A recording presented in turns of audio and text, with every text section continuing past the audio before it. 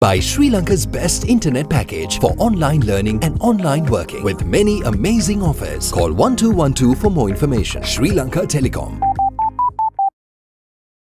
ලෙන්ගතුකම වැඩි කරගන්න ලව්ජු රුපියල් 50ට අඩු කළා. මාමේ එන්න අපිට එකක් බොමු.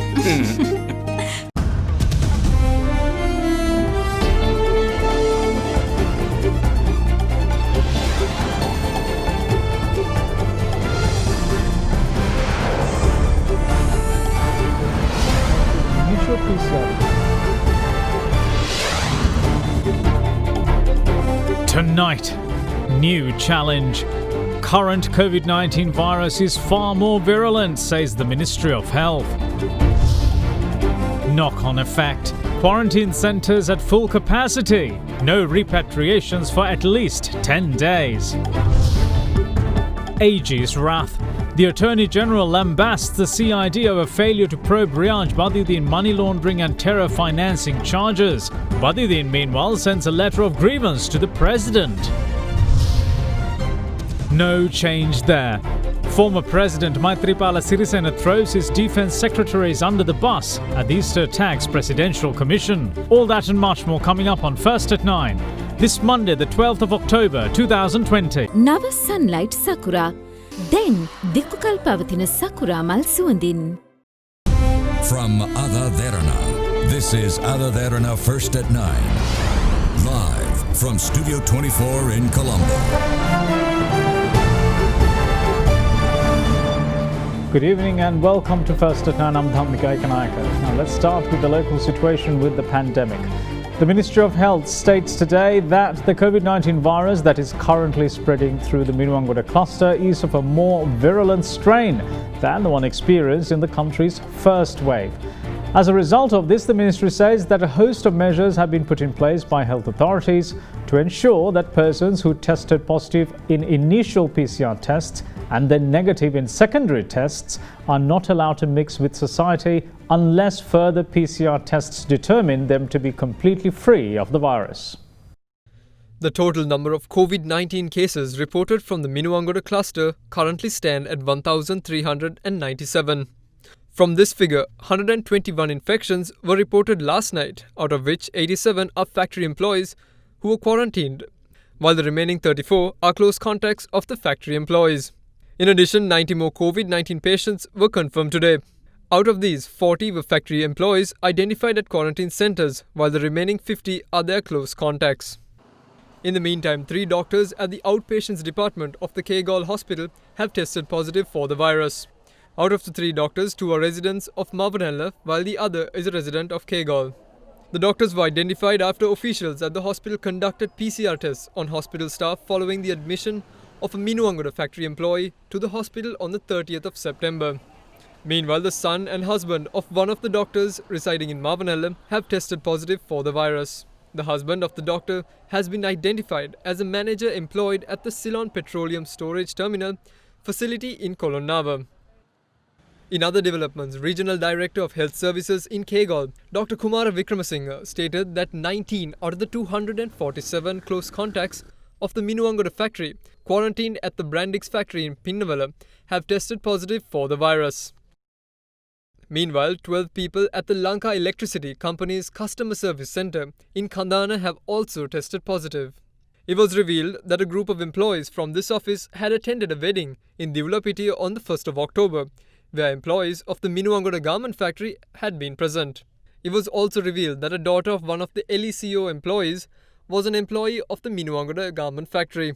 After PCR tests confirmed that the father and daughter were COVID-19 positive, all other LECO employees had been subjected to PCR tests at a private hospital. After PCR tests confirmed that the father and the daughter were COVID-19 positive, all other LECO employees had been subjected to PCR tests at a private hospital. එතනදී 12 දෙනෙකු positive වෙලා ඒ අනුව අපි සේවකයන් රෝහල්ගත කිරීමටත් ඊට අදාළ සියලුම ආශ්‍රිතයින් නිරෝධායනය කර ආරක්ෂා කිරීම සඳහා මේ වෙනකොට කටයුතු කරමින් පවතිනවා. Meanwhile, Sidhu Administrative Public Health Inspector Suresh Kumar stated that 45 cases have been reported from the Katunayaka, Sidhuwa, Radolugama and Adiambalama areas that fall under the Sidhuwa Health Medical Officers Division. Most of them have been identified as employees of the Katunayaka Free Trade Zone. Among these new cases is a grade 2 teacher at a school in the Adiyambalama area. ගුරුතුමියකටත් රෝගේ වැළඳිලා තිනවා. දැනට මූලාශ්‍රයක් සොයා ගැනීමට අපහසු වෙලා තිනවා. පොදු ප්‍රවාහන සේවා තමයි පාවිච්චි කරලා තින්නේ ගුරුතුමිය. රද්දලුගම ප්‍රදේශයේ දේවගැතිවරයෙකුට කොරෝනා රෝගය ආසාදනය වෙලා තියෙනවා. දැනට මේ දේවස්ථානයට පැමිණි 20කට අධික ප්‍රමාණයක් නිරෝධනය කිරීමට කටයුතු යොදමින් පවතිනවා. Elsewhere, 2 employees of a private company in Makola Kiribadgoda have also tested positive for the virus yesterday. Health officials stated that one of the employees was a brother of a Minuwangoda garment factory worker. As a result of this, 32 of their close associates were directed to undergo self-quarantine. Meanwhile, one of the 2 associates of the Sri Jayawardhanpura University student who tested positive following an initial PCR test conducted earlier has tested negative after a second PCR test. Further, authorities have also subjected the aunt of one of the patients to a PCR test after it was revealed that she was employed at the Minuwangoda garment factory. In another development, the father of a student at the University of Ruhuna has tested positive for the virus. Following this revelation, the student along with another student who shared accommodation at a hospital in Dondra have both been quarantined. In the meantime, a staff member of the National Development Bank branch of Marine Drive has been diagnosed as a COVID-19 patient. Releasing a statement, the bank said that the branch will be temporarily closed until further notice. Meanwhile, a Sri Lankan Airlines Cargo Operations Division employee had also tested positive for the virus. The employee is a resident of the Gampaha area and had been admitted to the hospital, while 50 of the patient's colleagues have been subjected to PCR tests. ලංකාව ලෝක සෞඛ්‍ය සංවිධානයේ පැසසුමට ලක් වෙන විදිහට රෝගය සමාජගත වීම පාලනය කරගෙන ඉතාමත් හොඳින් පහුගිය කාලය වෙනකම්ම කටයුතු කරා. තවමත් අපි මේ අපේ ලංකාවේ කොවිඩ් ආසාදනය හොඳින් කළමනාකරණය කරගැනීමේ හැකියාව තියෙන මට්ටමේම තියෙනවා. දවස්වල පැතිරෙන වෛරස් ප්‍රභේදයේ විරුලන්ස් එක වැඩි කියලා. විරුලන්ස් එක වැඩි කියන්නේ තා ලිහිසියෙන් කෙනෙකුට බෝ වෙන්න පුළුවන්. ඇන්ටිබොඩි හැදුනහම වෛරස් ලෝඩ් එක අඩු වෙන්න පුළුවන්. එහෙම අවස්ථාවක ඊයේ දවසේ පොසිටිව් වෙලා අද දවසේ නෙගටිව් වෙන්නත් පුළුවන්. මේක ලෝකෙත් එහෙම වෙලා තියෙනවා. නමුත් ඒ පුද්ගලයා සමාජයට මුදා හරිනව නෙවෙයි. ඔහු ගෙදරදී නිරෝධායනයට හරි යොමු කරලා නැවතත් PCR පරීක්ෂණ කරලා තමයි ඒ පුද්ගලයාව සමාජයට මුදා හරින්න අනුමත කරන්නේ සෞඛ්‍ය අමාත්‍යාංශය විසින්. දැන් චීන කාන්තාව යවන්න ඉස්සෙල්ලත් අපි පරීක්ෂණ දෙකක් කරලා ඒ දෙකම නෙගටිව් වුණාට පස්සේ තමයි ඒ කාන්තාව රිලීස් කරේ. In the meantime, the Pattitotam and Periyakadai areas in Mena that were placed under isolation have been reopened as of 6 p.m. today. Head of the National Operations Centre for Prevention of COVID-19, Army Commander Lieutenant General Shavendra Silva says that there is no possibility for repatriations being carried out within the next 10 days as quarantine centres are currently packed to capacity. He added that the government hopes to resume flights bringing Sri Lankans back no sooner the situation in the centres improves. අපගේ නිරෝධායන මධ්‍යස්ථානවල 10500ක වගේ ප්‍රමාණයක් නිරෝධායන වෙනවා. නිරෝධායන මධ්‍යස්ථාන 96ක් ත්‍රිවිධ හමුදාව විසින් පවත්වාගෙන යනු ලබනවා. ඉතින් අපේ සාමාන්‍ය අපි පවත්වාගෙන ගිය 8000ක විතර සංඛ්‍යාව මොකද සංඛ්‍යාව තබා ගැනීම පමණක් නෙමෙයි.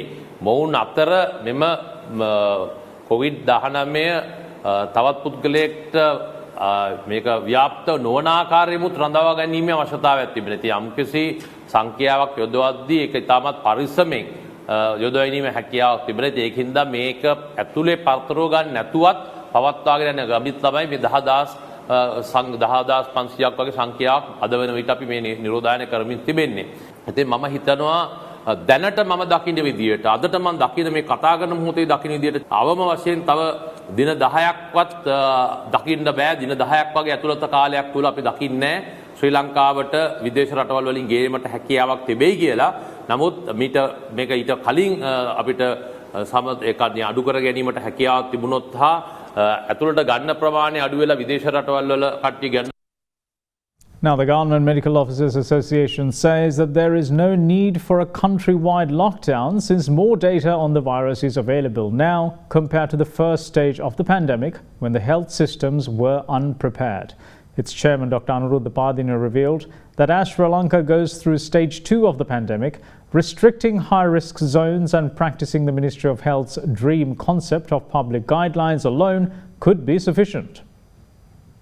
As questions linger whether lockdown may be imminent or not, the Government Medical Officers Association explained why there remains no need for a countrywide lockdown at the moment.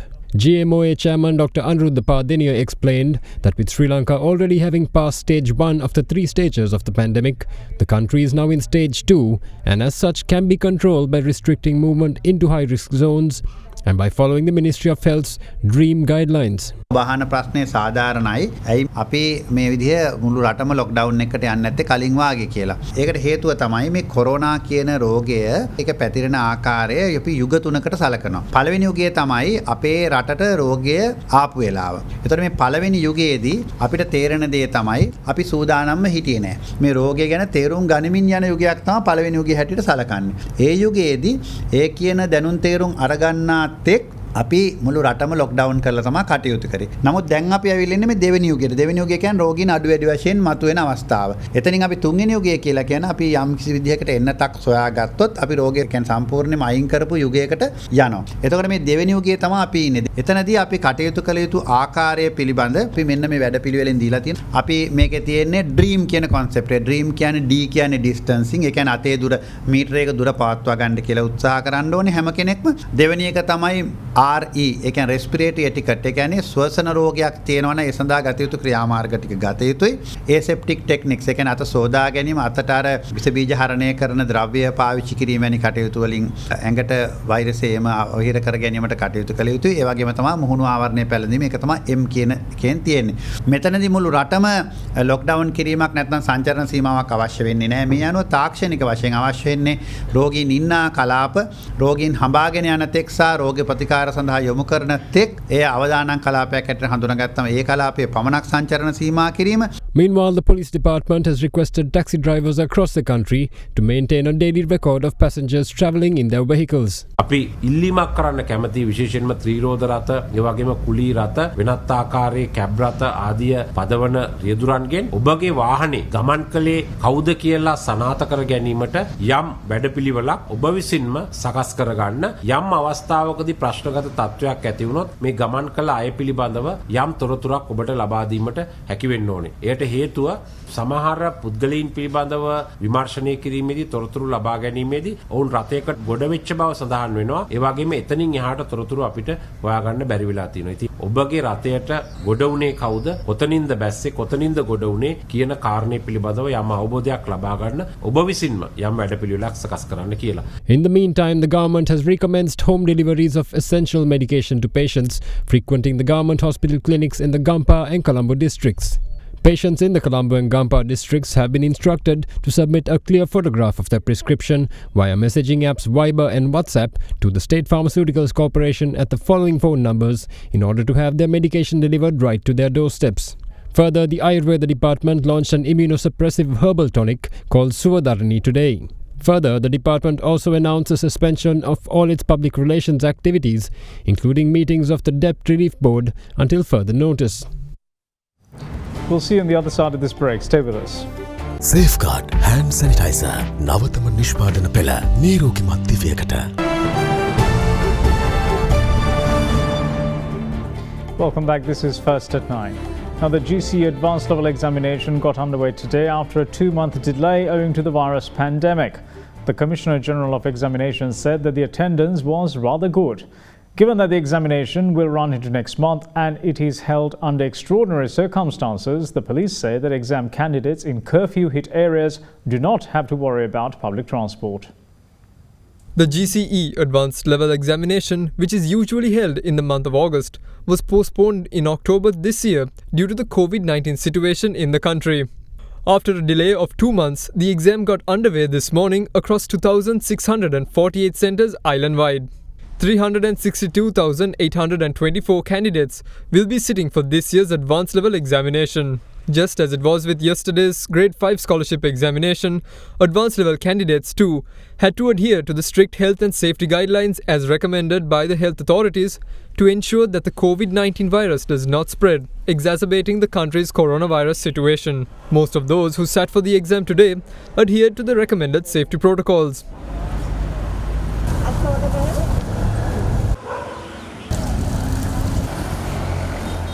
In the meantime, 12 special examination centres were established for students who are either from areas where the curfew is in effect or were scheduled to sit for the examination at a centre located in an area under curfew within the Gampaha district. Meanwhile, 3 children who are under quarantine at the Poonani and Kandakadu facilities were also given the opportunity to sit for the exam. Accordingly, the trio was transported to the Sevanapitiya Primary School. It is imperative that safety protocols are adhered by those taking the advanced level examination, especially since it will last until the 6th of November. Meanwhile, Commissioner General of Examinations, Sanath Pujitha, said that 2 students infected with COVID-19 who are currently receiving treatment at the Infectious Diseases Hospital in Mulleriyawa also received the opportunity to sit for the advanced level examination today.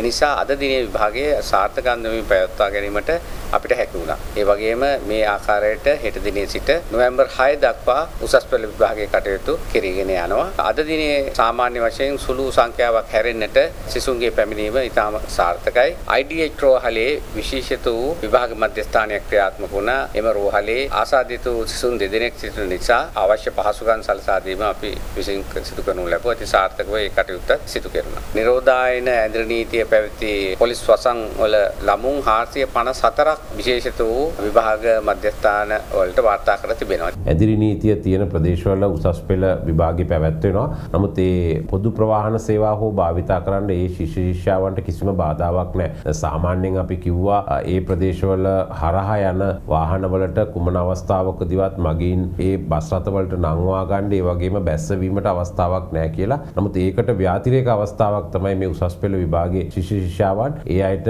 පුළුවන් පොදු ප්‍රවාහන සේවාවල ගිහිල්ලා ඒ විභාග කටයුතු වලට සහභාගී වෙන්න. ඒ වගේම මන්නාරමේ ග්‍රාම සේවක වසම් දෙකක් ඔබ දන්නවා හුදෙකලා කරලා තිනවා. දැන් ඒ ග්‍රාම සේවක වසම් දෙකෙත් ඉන්නවා උසස් පෙළ විභාගයේ ලියන ශිෂ්‍යයන්. ඉතින් ඒ හුදෙකලා කිරීම වත් ඔවුන්ට බලපාන්නේ නැහැ. ඒ සඳහා අවශ්‍ය උපරිම පහසුකම් අපි සලසලා දීලා තිනවා. කිසිම අවස්ථාවක ඇඳිරි නීති ඒ වගේම වෙනත් ආකාරයේ හුදෙකලා කිරීම උසස් පෙළ විභාගයේ සිසුන්ට බලපාන්නේ.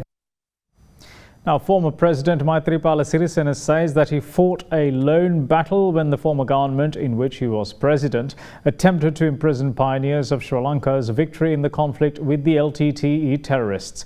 His comments came during the proceedings of the Presidential Commission of Inquiry probing the Easter Sunday bomb blasts, during which he also criticised his own defence secretaries.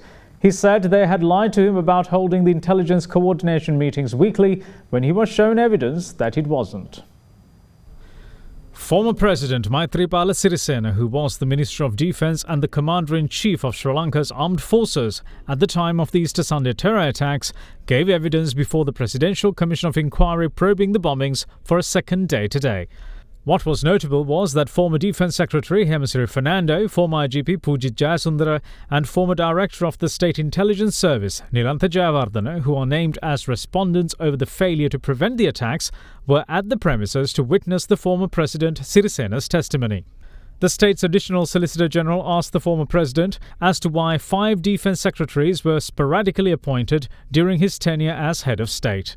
The witness responded, saying that when some defence secretaries were appointed to control those in military uniforms, their mentality changes and some defence secretaries encountered serious health issues leading to their transfers. He also told the Commission that some reasons for the change in defence secretaries should be done without media presence and submitted them to the Commission in writing.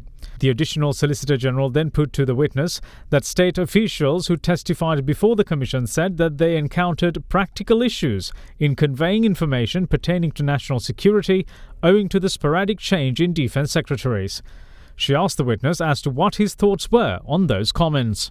The former president responded, quote, "There was an intelligence coordination meeting every Tuesday with the attendance of Director SIS, Director of Army Intelligence Directorate, the Triforces commanders and the State Minister of Defence.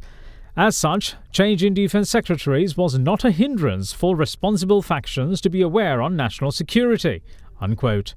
The Additional Solicitor General then asked the former president whether he can confirm that the intelligence coordination meetings were held once a week during his tenure, as it was held weekly on every Tuesday before 2015. The former president's response to that was that there were no reports of the intelligence coordination meetings not being held, and it looked to have been held continuously. At this point, the Additional Solicitor General showed former President Sirisena records from 2015 to 2018, depicting lapses in holding the intelligence coordination meetings, which should have been held every Tuesday. After perusing the records, former President Maithripala Sirisena said, quote, "So these records make it apparent as to why I changed defense secretaries from time to time. They had even lied to me saying that it's held weekly," unquote. The Additional Solicitor General then questioned the witness whether he summoned personnel from the Criminal Investigation Department and made inquiries about ongoing investigations when Sagala Ratnayaka was the Minister of Law and Order. The former president's reply was, quote, "Yes, I summoned then Minister Sagala Ratnayaka and senior officials of the CID and made an inquiry. It wasn't as much an inquiry, but a severe criticism, because by then pioneers of the war victory, former Defence Secretary and the Triforces commanders were set to be taken to court. They worked together with NGOs to imprison one of the chief contributors to the war victory, Officer Suresh Saleh. It was I who gave Saleh a position and sent him to Malaysia to save him from being imprisoned. There was a day when the pioneers of the war victory, former Defence Secretary and the Triforces commanders were taken to court, but I wasn't aware of it until it happened. They were taken to court under a bribery and corruption case. I severely criticised it at a function held at the Foundation Institute the very next day. The former directress of the Bribery Commission took the initiative in these. She was at the Bribery Commission during the day and engaged in politics at Temple Trees at night. After I severely criticised her publicly at the Foundation Institute, she left the position 2 days later. Processions at Buddhist temples too had to be stopped during that time. Elephants were taken over to the government, citing animal cruelty. There were also issues when conducting the procession of the sacred tooth relic. I fought alone. The last blast in the end was the removal of Ranil Wickremesinghe and the appointment of Mahinda as the Prime Minister," unquote. The former president also told the commission that he instructed the cabinet to crack down on extremist ideologies during this time. The Additional Solicitor General asked the witness as to how did explosions happen at 8 different locations on the 21st of April in 2019 if instructions were given to that tune. Former President Maithripala Sirisena replied, quote, "After Ranil Wickremesinghe returned as Prime Minister following the Supreme Court ruling subsequent to the government change in October 2018, my instructions were never enacted. Ranil Wickremesinghe had even instructed ministers and officials to disregard my letters. A situation like this was caused as the given instructions were not passed down," unquote. We will see you shortly. Bear with us. Ceylon Bank, the bank with a heart.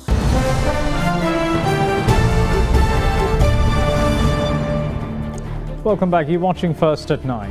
Now, the Attorney General took to task several senior Criminal Investigation Department officials today during an inquiry into the release of Riyaj Badiuddin without consent or consultation of the Attorney General's department.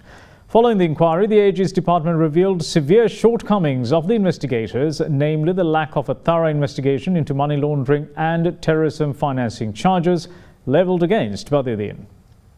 Criminal Investigation Department DIG Prasad Ranasinghe, Director SSP Prasanna D. Alves, ASP Vijita Pereira and Chief Inspector Sugat Kumara were summoned before the Attorney General's Department today. The CID officers were summoned for an inquiry into why Riyaj Badiuddin, who was arrested for providing support to the Easter Sunday attackers, was released without the consent of the Attorney General. Coordinating officer for the Attorney General, State Counsel Nisha Rajai Ratna stated that it had been determined during the inquiry that the conduct of the CID officers in releasing the suspect Riyaj Badiuddin and the conclusion of investigations had severely hampered the ability to conduct further investigations into the matter. She added that the 4 officers had also failed to conduct money laundering investigations by probing Riyaj Badiuddin's sources of income, assets and bank accounts. Further, she stated that questions were also raised over the appointment of such individuals who lacked fundamental knowledge of money laundering activities as investigating officers and as a director of the CID. She also stated that no complete investigation had been conducted into charges against the suspect of funding terrorism. In addition, it had also been revealed that the CID investigators had failed to locate 12 out of a reported 16 mobile phones used by the suspect Riyaj Badiuddin and had not conducted a thorough investigation to locate them either. At the end of the the inquiry, the Attorney General issued an order to the DIG in charge of the CID, calling for a further investigation to be conducted and for relevant steps to be taken in this regard. In addition, the DIG in charge of the CID has also been instructed to hand over all investigation files to the Attorney General within 1 month. In the meantime, former police media spokesperson SSP Jalia Sena Ratna was also summoned before the Police Commission over Riyaj Batuddin's release. Meanwhile, in a letter to President Gotabaya Rajapaksa, Riyaj Batuddin has alleged that persons with vested interests, both of a political and racist nature, had endeavoured to portray the conduct of the CID as suspicious and to vilify him as a terrorist without any basis whatsoever. He pointed out that he was released by the CID due to a lack of clear evidence to prove the charges against him, and he also annexed a copy of the magistrate's ruling as well. And that's it from all of us here at First at 9. Thanks for watching. Bye-bye.